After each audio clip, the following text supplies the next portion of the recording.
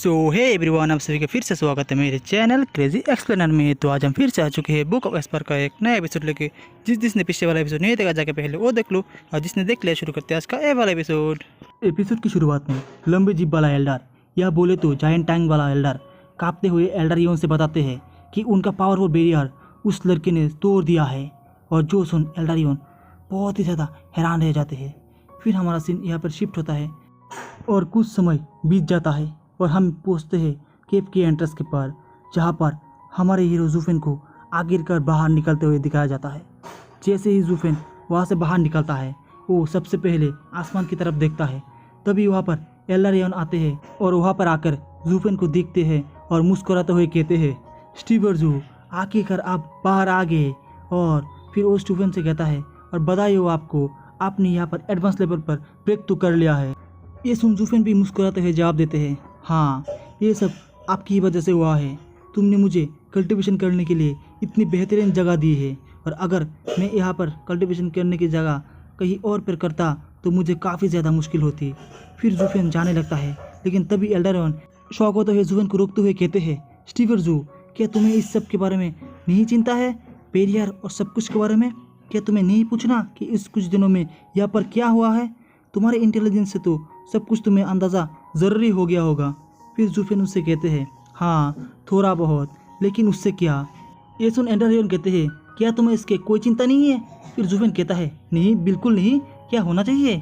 फिर एल्डरियन हंसकर कहते हैं, हाँ मैंने तो सोचा था तुम मुझे डांटोगे, पूछोगे क्या हुआ है, और मैं तो एक एक्सक्यूज़ भी रेडी कर लिया था कि कैसे तुमको बताऊँगा, लेकिन लगता है वो सब कुछ बेकार हो गया है और मुझे नहीं लगता आपको एक्सप्लेनेशन देने की कोई भी ज़रूरत है। एल्डरियन की सारी बातें सुनने के बाद जूफिन हल्का सा मुस्कुराकर कहता है, मैंने भी इसके बारे में नहीं सोचा। जब इसके बारे में मुझे नहीं पता तो इसके बारे में पूछकर क्या ही फ़ायदा।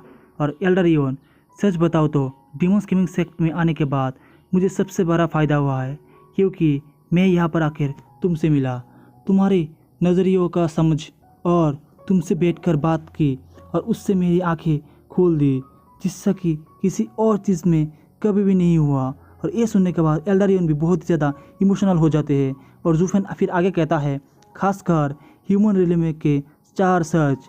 और ये सुनने के बाद एल्डरियन भी बहुत ही ज़्यादा क्यूरियस हो जाते हैं, और क्यूरियस अगर पूछते हैं वो कौन सी 4 सर्च है। फिर जूफिन हल्का सा मुस्कुराता है और आसमान की तरफ देखने लगता है, और फिर कहता है, पहला अज्ञानता, बिना किसी गोल के भटकना, और दूसरा अपने लिए अवार रहो, सिर्फ अपनी जगह के लिए नहीं, क्योंकि गलत प्रायोरिटी से भी घमंड पैदा होता है, और तीसरा अपने आप को और अपनी जगह को पहचानो, शांति के लिए सब कुछ कुर्बान करने से शायद जगह को शांति मिले, लेकिन तुम्हारा दिल हमेशा दर्द में रहेगा। और चौथा अपने रास्ते और मकसद को समझो, आंखें खोलो और अंदर का धुंध को मिटा दो। फिर वो आगे कहता है, मैं अभी भी तीसरे रेल पर अटका हुआ हूँ, तेज़ नज़र है लेकिन दिल पर बहुत ही बड़ा बोझ है। इस दुनिया का भार मैंने अपने कंधों पर उठा रखा है। मुझे डर लगता है कि मैं कहीं गलती ना कर दूँ, और लेकिन जब मैंने चौथे रियल में कदम रखा है तो फ़र्क नहीं पड़ता कि तुम कौन हो या मैं कहाँ से आया हूँ।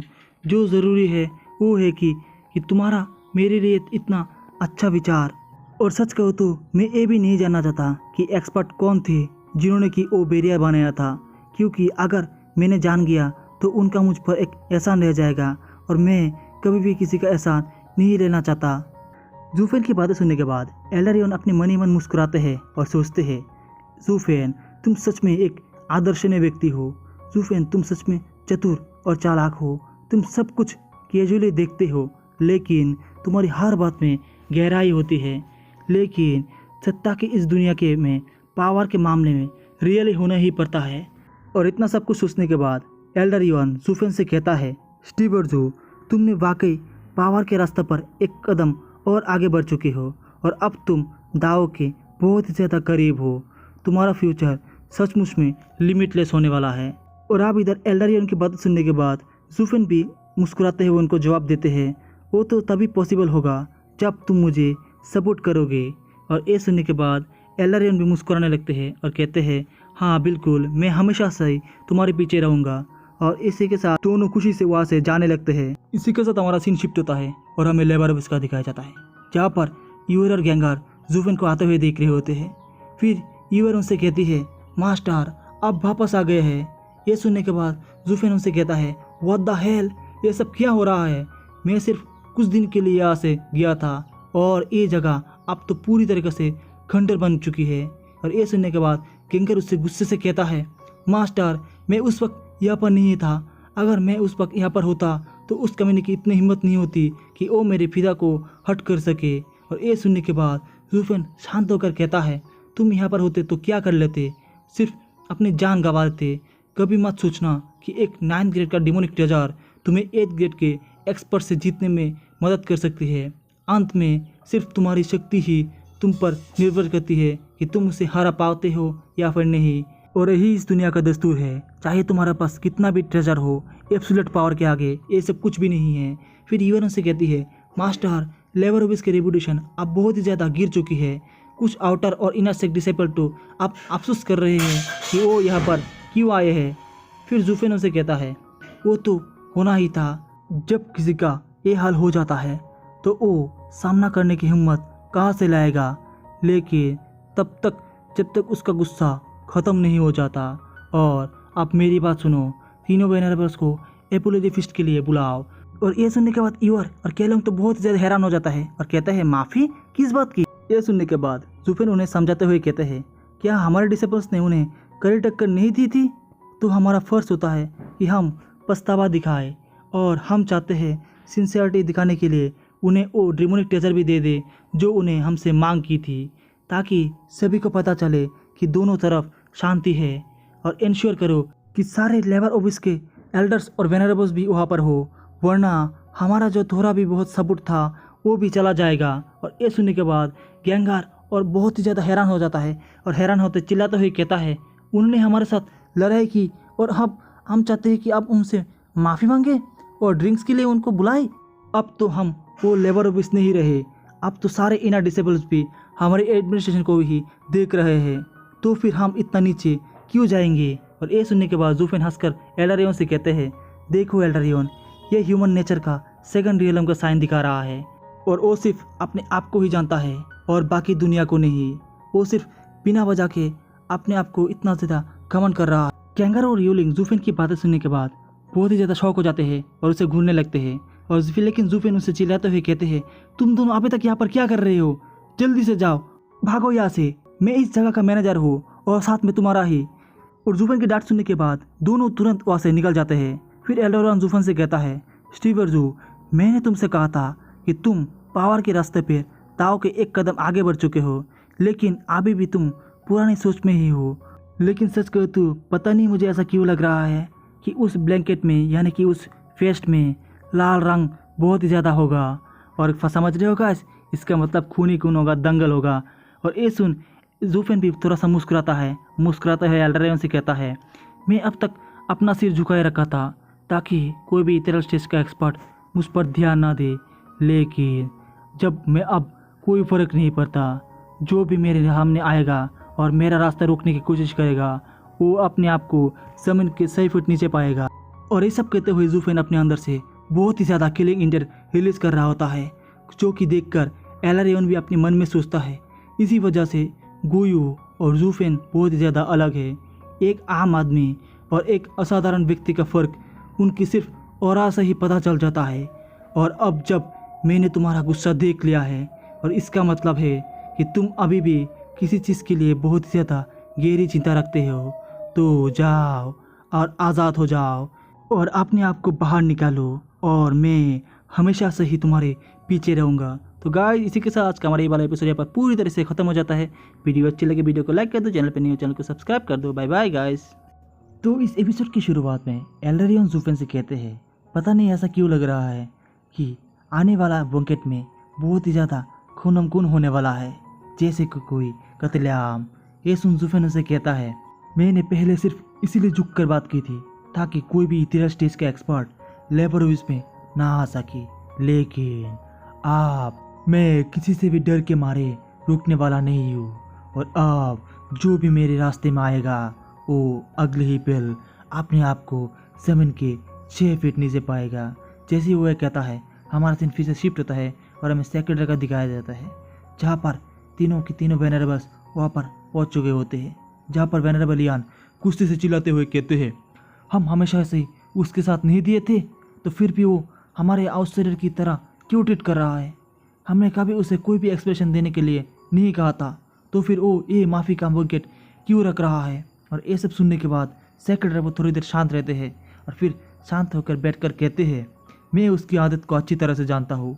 मुझे पूरा यकीन है कि इसके पीछे कोई राज ज़रूर है। वो बुकेट तुम लोग के लिए एक रखा गया है, तो जाओ और उसे उसका नाटक करने दो।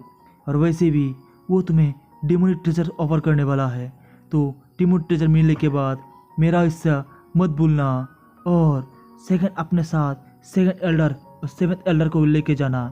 आखिर ये माफ़ी का बुकेट है, तो उनका दादा लोगों को भी वहाँ पर वो ज़रूर जाना चाहिए, क्योंकि वो लोग भी अभी इस लेबर ऑफिस का हिस्सा है। और अब सेक्रेटरी के बात सुनने के बाद वेनरेबल इयान हैरान होकर चिल्लाते हुए कहते हैं, सेक्रेटरी क्या तुम अब पागल हो गए हो? और अब क्या तुम सच में सोच रहे हो कि इस बैंकेट के माध्यम से इस टेंशन को कम किया जा सकेगा? अगर हम इसके पीछे बैंकेट में चले गए तो फिर उन दोनों हरामियों को कैसे रोक पाएंगे? और ये सुनने के बाद सेक्रेटरी हंसकर कहता है, अगर उन्होंने पहले ही माफ़ी मांग ली है तो तुम्हारे पास उन्हें सज़ा देने का कोई भी रीज़न नहीं रहेगा। और वैसे भी मैं ये देखना चाहता हूँ कि वो बच्चा ज़ूफेन कैसे इस सब का एन करता है, और उम्मीद है कि मुझे इसके अंदर इंटरफेयर करने की ज़रूरत ना पड़े। और इसी के साथ हमारा सीन शिफ्ट होता है और हमें बैंकेट का लोकेशन दिखाया जाता है, जहाँ पर सारे के सारे बैंकेट टेबल्स लगाए गए होते हैं और सारे एल्डर्स और वेनरेबल्स अपने सीट पर बैठ चुके होते हैं। फिर हमें दूसरी तरफ किलों को दिखाया जाता है, जो कि गुस्से से चिल्लाता है और अपना हाथ टेबल पर जोर से मारता है और कहता है, क्या बात बकवास है? क्या स्टीवर जू वापस आने के बाद पागल हो गए हैं? यहाँ पर हम तो विक्टिम्स है, पर फिर भी हम इसे माफ़ी क्यों मांग रहे हैं? और हम ही इस बुकेट की होस्ट क्यों कर रहे हैं? ये तो बिल्कुल ही बेइज्जती करने वाली बात है। और इसके बाद यूलिंग भी उदासी से कहती है, मुझे इतनी ज़्यादा शर्मिंदगी कभी भी नहीं हुई। मैंने इससे भी पहले बहुत ही ज़्यादा समझौते कर चुके हैं, पर कभी भी इतना नर्म नहीं होना पड़ा मुझे। और ये सुनने के बाद तायांग भी बोलता है, तो फिर तुम यहाँ पर क्यों बैठे हो? जल्दी से उठो और यहाँ से चले जाओ। और ये सुनने के बाद यूलिंग भी चिल्लाती हुई कहती है, और तुम ऐसा कैसे कर रहे हो? ये डायरेक्ट ऑर्डर है स्टीवर जू के, और हम उनका आदेश बिल्कुल भी नहीं टाल सकते। उन्होंने हमारी इतनी मदद की थी पिछले बार, और वरना मैं कब का यहाँ से टेबल पलट कर चली जाती। दूसरी तरफ गुयो तायांग से पूछता है, मैं तो ये जानने के लिए क्यूरियस हूँ कि तुम यहाँ पर क्यों आए हो? और ये सुनने के बाद गुयो उसे जवाब देता है, चाहे उन दोनों कमीनों के पीछे 2 एल्डर्स हो और चाहे हम उन दोनों एल्डर्स का छू भी नहीं सके, लेकिन ये तो सरासर बेइज्जती है कि इतने सारे लोग होने के बाद भी हम यहाँ पर चुपचाप बैठे हैं और हम यहाँ से कुछ भी नहीं कर सकते। और अब गुयो की बातें सुनने के बाद तायांग तो बहुत ज़्यादा गुस्से में आ जाता है और गुस्से में अपने दांत पीसने लगता है। फिर वो अपने मन को शांत करते हुए कहता है, मैं सिर्फ यहाँ पर स्टीवर जू की वजह से आया हूँ। पिछली बार जब चाय फैन ने मुझ पर अटैक किया था, मेरी मेरिडियंस और मेरा पोर पूरी तरीके से ख़त्म हो गया था और मैं ऑलमोस्ट क्रिपल हो गया था, लेकिन स्टीवर जू की वजह से ही मैं यहाँ पर रिकवर कर चुका हूँ और साथ ही मैं रेडियम स्टेज पर पहुँच चुका हूँ। मैं कैसे उनका कहना टाल सकता था? और ये सुनने के बाद कुइलैंग उस पर हैरान होकर पूछता है, दी हेवन रीचिंग पिल, क्या तुम उसकी बात कर रहे हो? वो पिल सच में एक लेजेंडरी पिल है और उसी की वजह से मेरा बेटा और यूलिंग की बेटी मौत से जिंदा वापस आ चुकी है। सचमुच में वो पिल्स तो एक मिरेकल्स है। ये सुन तायांग भी कहता है, हाँ स्टीवर जू के पास सच में हेवेंस को चुनौती देने वाला बहुत ही ज़्यादा असाधारण चीज़ें हैं और मैं तो स्टीवर जू से बहुत ही ज़्यादा प्रभावित हूँ और मुझे नहीं लगता कि इस सेक्ट में कोई भी ऐसा एल्डर या वेनरेबल है जो कि स्टीवर जू को टक्कर दे सके, और कोई भी ऐसा नहीं है कि ये सब कर पाए। लेकिन आज का मामला बहुत ज़्यादा अलग है और मैं इसमें कुछ भी नहीं कह सकता। और फिर वो तायांग गुयू से पूछता है, सीनियर ब्रदर गुयू, तुम आखिर यहाँ पर क्या कर रहे हो? फिर गुयू उसे कहता है, क्योंकि जूफिन ने मुझे कहा था मैं उसे कहीं भी पीछा कर सकता हूँ, तो इसीलिए मैं यहाँ पर आया हूँ। सब लोग ये सब बातें कर रहे होते हैं, तभी दूसरी तरफ हमें दिखाया जाता है गैंगर भागते हुए आता है और सबको वार्न करते हुए कहता है, फादर सब लोग एक साथ रहो, वो लोग यहाँ पर आ रहे हैं और उसके साथ सारे एल्डर्स और वेनरेबल्स के साथ सारे आउटर और इनर सेक्ट डिसेबल्स भी आ रहे हैं। और प्लीज़ अपने इमोशंस को कंट्रोल में रखना, कोई चढ़ाई और कोई ताने उनको मत देना। और ये सुनने के बाद विलियम बहुत ज़्यादा गुस्से में आ जाता है और गुस्से में आते हुए कहता है, ये तो हद हो गई है। उन दोनों बुरे एल्डर्स ने सबको बुलाया है सिर्फ हमें नीचे दिखाने के लिए। और ये सुनने के बाद यूलिंग भी घबराते हुए कहती है, बेइज्जती तो एक बार ठीक है, मुझे तो डर ये है कि वो लोग उससे ज़्यादा कुछ और बुरा प्लान ना कर रहे हो। इस बैंकेट के दौरान उनके द्वारा हमें चिढ़ाना और हमारे द्वारा उनका प्रतिक्रिया करना, उनका एक क्लियर इंटेंशन होगा कि हमें वो ख़त्म कर सके, जैसे कि पिछली बार की तरह उनके ग्रैंड क्रिस ने हमें प्रोवोक किया था और हम जब उनके साथ रिएक्ट किए तो उन्हें हम पर पार करने का मौका मिल गया था। इसीलिए मैं तो गैंगर की बात पर पूरी तरह से सहमत हूँ। साथ ही में सारे के सारे लोग उसके बात पर सहमत देते हैं। तभी दूसरी तरफ वेनरेबल भाई उन सबको देखते हुए कहते हैं, ये सब यहाँ पर क्या चल रहा है। जूफेन ने आउटर सेक्ट और इनर सेक्ट डिसेबल को अपनी तरफ अट्रैक्ट करने के लिए बहुत सारे रिसोर्सेस और ट्रेजर्स दिए ताकि वो लोग बिना कोई सोचे अपने उनको सपोर्ट करे। लेकिन अब दूसरी तरफ साइड वाले भी यही ट्रिक इस्तेमाल कर रहे हैं और उन्होंने भी लेबर ऑफ की इज्जत कमाने के लिए उन्होंने भी डिसेबल का इस्तेमाल किया है। जैसे कि पिछले हादसे ने उन्हें सारे डिसेबल को मोराल पूरी तरीके से तोड़ दिया और उनका मनोबल भी बहुत ही ज़्यादा टूट चुका है। और अब अगर हम भी यहाँ पर अपने हाथ को बंद करते हुए चुपचाप इस बैंकेट को सहते रहे तो शायद हमारे डिसेबल का भरोसा भी हम पर से चले जाए। फिर वो आगे कहता है, सेक्रेटरी ने नहीं कहा था कि जूफेन एक मास्टरमाइंड है, तो फिर वो इतना बेवकूफ़ी वाला कदम कैसे रख रहा है। और ये कहकर ये लोग बहुत ही ज़्यादा उदास हो रहे थे। दूसरी तरफ फिफ्थ एल्डर और सेकंड एल्डर हंसते हुए, जबकि वेनरेबल भाई बहुत ही ज़्यादा गुस्से में आ चुके हैं और कहता है, अगर सेक्रेटरी का आदेश नहीं होता तो मैं इस मैजिक वाले बैंकेट में कभी शामिल नहीं होता। तो गाइस वेनरेबल की इतना कहते ही हमें शाम का वक्त का सीन दिखाया जाता है और हमें सेक्ट के अंदर इनर सेक्ट का सीन दिखाया जाता है, जहाँ पर इवन जॉन लेक के पास बोर होकर बैठी होती है। तभी चाइफेंग आता है और उसे कहता है, जूनियर सिस्टर इवन जॉन, तुम यहाँ पर क्या कर रहे हो? लगता है तुम यहाँ पर बैठकर हवा को एंजॉय कर रहे हो। ये सुनने के बाद इवन जॉन पीछे मुड़कर कहती है, और हम क्या करें, हम इतने दिनों से यहाँ पर फंसे हुए हैं और मैं इतना ज़्यादा बोर हो चुका हूँ। अगर मेरे को अब यहाँ पर कुछ नहीं मिला तो मैं ऐसा लगता है कि मैं बोरियत के मारे यहाँ पर मर ही जाऊँगी। और चाइफेंग यूनजोर की इतना कहते ही चाइफेंग उसे प्यार से पीछे से हक कर लेता है। और ये तभी यूनजोन उसे मुस्कुरा कर पूछती है कि तुम्हें वाकई अपने ग्रैंडफादर का हेलमेट लेके आए हो? और ये सुनने के बाद चाइफेंग उसे कहता है, हाँ, ग्रैंडपा ने मुझे यहाँ पर खुद दिया था। उन्हें शक था कि वो बुरे कुछ लोग चाल कर चल रहे होंगे, इसीलिए उन्होंने मुझे ये 7th ग्रेड का डिमोनिक ट्रेजर पियर्सिंग हेलमेट दिया था। और एक कोई भी बैरियर तोड़ सकता है, तो अगर उन्होंने हमें बंद कर दिया है तो फिर भी हम यहाँ से कुछ भी बाहर निकल सकते हैं इस हेलमेट के ज़रिए। ये सुन योनजन बहुत ही ज़्यादा एक्साइट हो जाती है। एक्साइटेड होकर कहती है, तो फिर हम यहाँ पर क्यों रुके हैं? बैरियर को तोड़ दो और चलो बाहर जाकर कुछ असली मज़ा करते हैं। और ये सुन के चाइफेंग उससे कहता है, थोड़ा रुक जाओ जूनियर सिस्टर, तुमने मेरी बात पूरी तरह से नहीं सुनी। और तुम्हें पता है मेरे ग्रैंडफादर ने मुझे इस हेवन रीचिंग हेलमेट को एक काम के लिए दिया था, और तुम्हें पता है उन तीनों बुरे आदमी ने हमें यहाँ पर क्यों बंद कर रखा है और किस लिए उन्होंने हर किसी को इलाइट एरिया से बाहर जाने के लिए प्रतिबंधित किया था। और ये सुनने के बाद योनजन उससे पूछती है क्यों? फिर चाइफेंग उसे कहता है, मैं अगर बताऊंगा तो तुम मुझ पर विश्वास नहीं करोगे।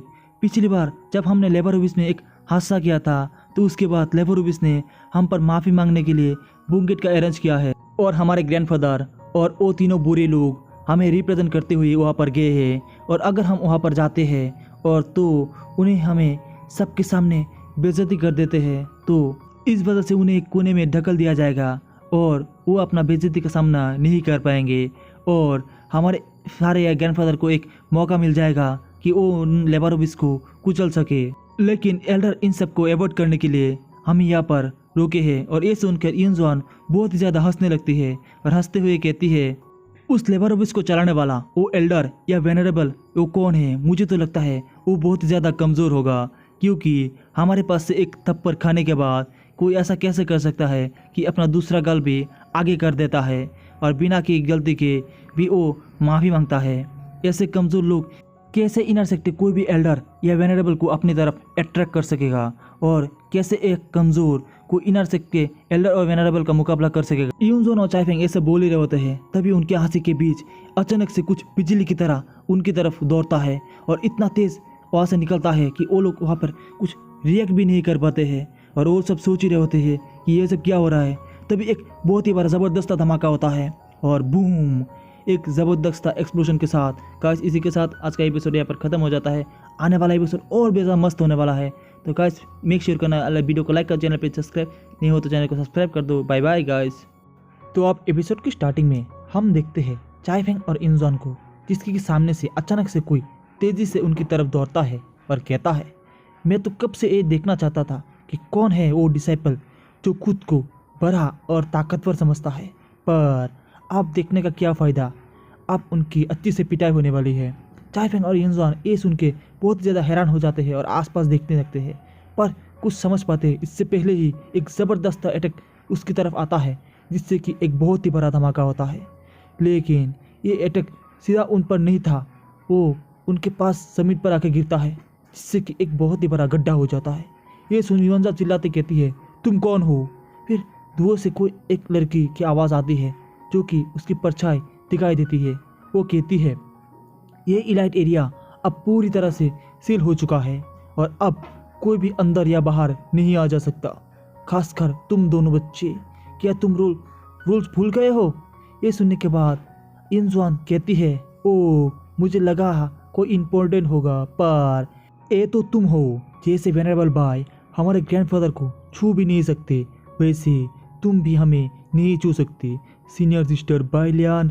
फिर हम देखते हैं ये और कोई नहीं बल्कि बाइलियान है, जो कि बहुत ही ज़्यादा बवाल लग रही होती है और वो वेनरेबल भाई की पोती भी होती है। रेसुन बाइलियान फिर जवाब देती है, मेरी दादाजी चाहे वेनरेबल हो या कुछ लोगों से नाराज़गी की ना हो, पर उससे मुझे कोई भी लेना देना नहीं है। मैं यहाँ पर सिर्फ हिसाब बराबर करने नहीं, सिर्फ रूल्स को फॉलो करवाने आया हूँ। इंजॉन सिचुएशन को शांत कराने की कोशिश करती है, लेकिन चाइफेंग बोलता है, सीनियर सिस्टर मैं आपकी ड्यूटीज़ को एडमायर करता हूँ और इसीलिए तो मैं आपको बहुत ही ज़्यादा पसंद करता हूँ, लेकिन अच्छा होगा आज के लिए आप अपनी आँखों को बंद कर लीजिए, क्योंकि सीनियर सिस्टर हम दोनों सेम स्टेज पर है और इंजॉन हीडियम स्टेज के 4th लेयर पर है, तो मुझे नहीं लगता तुम हम दोनों को अकेले हैंडल कर पाओगे। और ये सुन बाइलिंग मुस्कुराते हुए कहती है, चाइफेंग तुमने तो मुझे कभी छू तक नहीं पाए, तो इतने बड़े घमंडी कैसे हो गए? फिर चाइफेंग कहता है, वो तो सिर्फ इसीलिए क्योंकि मैं तुम्हें हमेशा एडमायर करता था, तो तुमसे पंगा कभी भी नहीं लिया और अब मैं तुम पर और किसी तरीके से इजी नहीं जाने वाला। ये सुन बाइलियान अपने पूरे पावर को अनलिश करता है और कहता है, ओ तो तुम रुक जाते हो अपने आप को? अच्छा चलो देखते हैं कि तुम क्या कर सकते हो और देखते हैं सचमुच में तुम्हारे अंदर कितनी ज़्यादा पावर है। फिर बाइलियान अपने दुपट्टे को आसमान में ज़ोर ज़ोर से घुमाने लगती है, जिससे कि एक बहुत ही बड़ा तलवार जैसे अटैक्स आसमान में दिखाई देते हैं, जो धीरे धीरे ज़मीन पर आते हैं, जिसके कारण बहुत ही बड़ा धमाका होने लगता है। चाइफेंग और इंजॉन भी दोनों बचाव में बहुत ही ज़्यादा पीछे हटने लगते हैं, जबकि ज़मीन पर हर जगह बहुत ही बड़े बड़े गड्ढे बन जाते हैं। और ये देखकर चाइफेंग भी बहुत ही ज़्यादा घबरा जाता है और घबरा के अपने मन में कहता है, मैं उसे अकेले में नहीं हरा सकता, मुझे उम्मीद नहीं थी कि ये लड़की इतनी ज़्यादा स्ट्रांग होगी, मुझे एक ज़बरदस्त सरप्राइज अटैक करना पड़ेगा उसको हराने के लिए। इसलिए वो यूनजॉन से मदद मांगती है और वो दोनों मिलकर अपने पावरफुल कंबाइंड अटैक को यूज़ करता है। इतना कहकर चाइफेंग अपने पावर्स को रिलीज़ करता है और उसके साथ फायर फिंगर अटैक को बहुत उसके तरफ भेज देता है। दूसरी तरफ यूनजॉन भी अपनी मदद करते हुए अपना मून विंड अटैक को करता है, जिसकी कि एक बहुत ही बड़ा फायर स्टॉर्म अटैक बनता है, जो कि बाइलियन की तरफ जाने लगता है। और इस पावरफुल अटैक को देखकर बाइलियन भी थोड़ा सरप्राइज हो जाती है और अपने मन में कहती है, ये बहुत ही शक्तिशाली है, पर फिर वो अपने दुपट्टा एक्टिवेट करता है और उस अटैक को रोकने की कोशिश करने लगती है।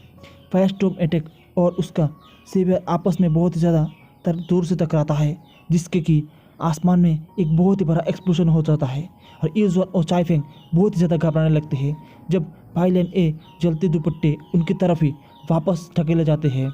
लेकिन तभी एक बहुत ही ज़्यादा पावरफुल सा जहरीला हरा रंग का धुआं वो फैल जाता है जो कि उन दुपट्टे को बीच में से ही ख़त्म कर देता है और दोनों चाइफेंग और यूनजन को भी बचा लेता है। और ये देखकर सब लोग बहुत ही ज़्यादा हैरान हो जाते हैं। फिर बाइलियन कहती है, हाँ ये तो एसिड रेन है, लीजू क्या तुम हो? फिर हमें एक शख्स को दिखाया जाता है जो कि हंसते हुए सामने आता है और हमें पता चलता है ये है लीजू जो कि एक सीनियर इलाइट डिसेबल होता है। फिर वो कहता है, जूनियर सिस्टर बाइलियन आप छोड़ो, जाने दो, शांत हो जाओ, इतने दिनों बाद हम मिल रहे हैं। फिर वो आगे कहता है, मैं आइसोलेशन से बाहर आ चुका हूँ और सिर्फ सबकी मदद के लिए आया हूँ। फिर वो लीजू कहता है, ये दोनों तो सिर्फ जूनियर है जो थोड़ा सा फ्रेश एयर लेना चाहते हैं, तो इसमें क्या ही बुरा हो जाएगा। चाइफेंग लीजू को देखकर बहुत ही ज़्यादा खुश हो जाता है और खुश होकर कहता है, सीनियर ब्रदर लुइजुई कितनी खुशी की बात है आपको देखकर। फिर लुइजू जवाब देता है, हाँ मैं अभी रिसेंटली ही बाहर आया हूँ और सिर्फ मदद करने के लिए यहाँ पर हूँ। तुम दोनों जाओ और अपना असाइनमेंट पूरा करो, यहाँ का मैं सब कुछ देख लूँगा। फिर वो बाइलियन को कहता है, मेरे पास एक काम है करने को, और जूनियर सिस्टर बाइलियन मैं अभी एक रेडियम स्टिच का 9th लेयर का एक्सपर्ट हूँ और तुम अभी भी 8th लेयर पर ही हो। क्या तुम सच में सोच रहे हो कि तुम अपने इस पावर से मुझे हरा सकते हो? वो आगे कहता है, मैं आमतौर पर किसी पर भी रहम नहीं करता, पर वेनरेबल भाई की इज्जत में मैं आपको छोड़ रहा हूँ। अगर तुम इन्हें जाने दो और मैं यहाँ पर आगे कुछ भी नहीं करूँगा तुम्हारे साथ। लीजू की बात सुनने के बाद बाइलियन ऊपर से नीचे उतरती है और वो जोर से चिल्लाते हुए कहती है, लीजू तुम तीनों वेनरेबल्स को जानते हो, उनका एक ऑर्डर है कि बाहर इस बैरियर को रक्षा करे। तुम जानते हो कि हम सिर्फ उनकी बातों का पालन कर रहे हैं और तुम्हें पता है कि तुम्हारी बातों से मुझे कुछ नहीं फ़र्क नहीं पड़ने वाला, और अगर कोई उस ऑर्डर को पालन ना करे तो हम उसे ज़रूर रोकेंगे।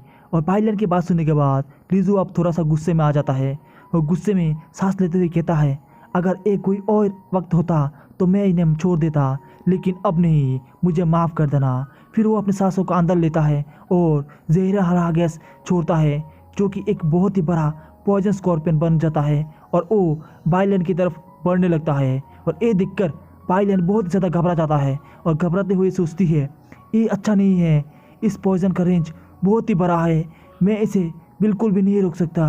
और दूसरी तरफ बाइलियन को घबराते देख भाई लीजू भी कहता है, अगर तुम मेरा इतना भी अटैक नहीं रोक पाई, और ये इतना क्या ही पता होगा कि तभी कोई और आके उससे कहता है, लीजू तुम्हारे आने से कुछ नहीं बदलने वाला है। लूजी उस आवाज़ को सुनकर बहुत ही ज़्यादा हैरान हो जाता है और तभी हमें एक बहुत ही ज़्यादा पावरफुल का अटैक दिखाया जाता है जो कि उस पॉइजन स्कॉर्पियन को पूरी तरीके से मिटा देता है। साथ ही साथ पूरा जहरीला धुआं भी वहाँ से मिट जाता है। फिर उसे देखते हुए लूजी कहता है, को लगता है तुम भी सर्कुलेशन से बाहर आ गए हो सीनियर ब्रदर कुई चांगफेंग। फिर हमें दिखता है ये और कोई नहीं बल्कि क्यू चेंगलियांग है जो बाइलियन को बचाने के लिए वहाँ पर आया होता है। और अब हम देखते हैं कि कुई चेंगलियांग को भी जो बाइलियन के साथ खड़ा है उसका प्रोटेक्टर बन के। और गाइस इसी के साथ आज का एपिसोड यहाँ पर खत्म हो जाता है। वीडियो अच्छी लगी वीडियो को लाइक कर, चैनल पर नए हो चैनल को सब्सक्राइब कर दो। Bye bye guys. तो गाइस आगे वाला एपिसोड बहुत ज़्यादा खतरनाक वाला है, तो बहुत वेट कर